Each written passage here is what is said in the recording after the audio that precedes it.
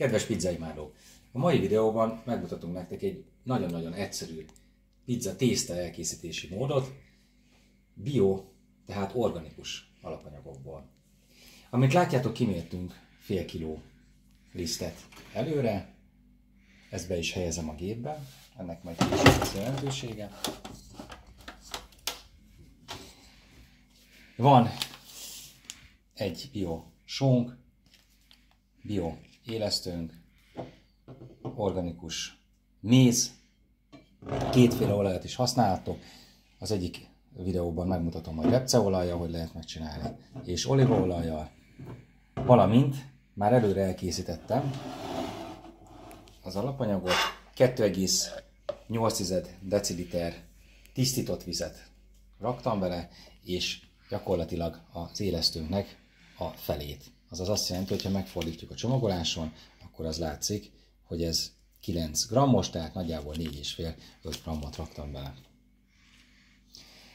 Amint ez elkészültünk, gyakorlatilag a keverés következik. Érdemes beruházni egy ilyen tészta készítő gépre, ezt lehajtjuk, meg be is vagyunk.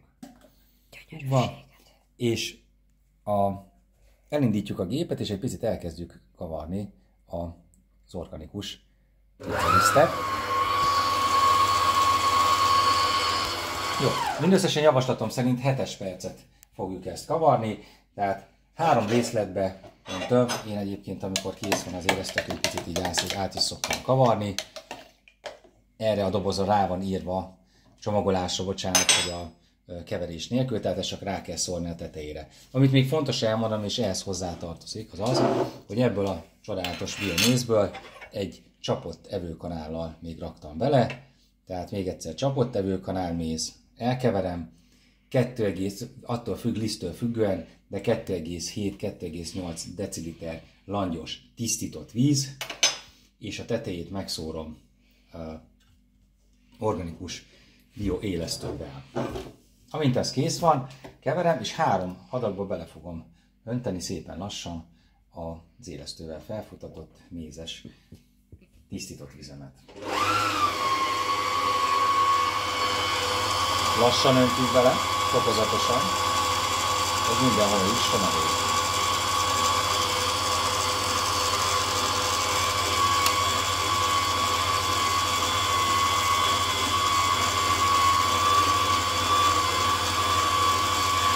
Akár 4 szeletben is bele lehet önteni, még precízebb és fontosabb.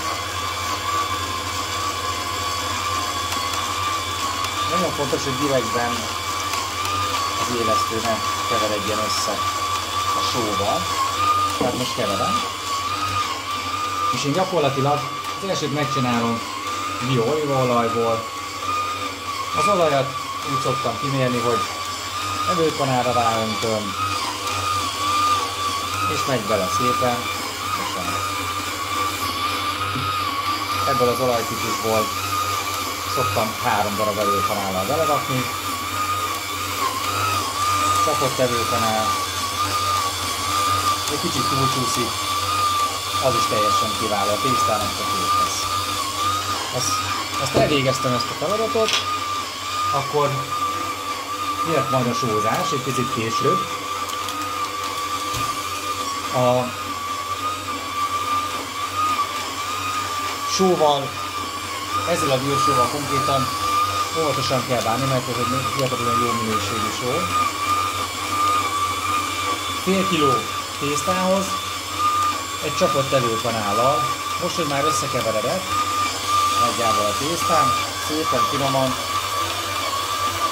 beleszólom.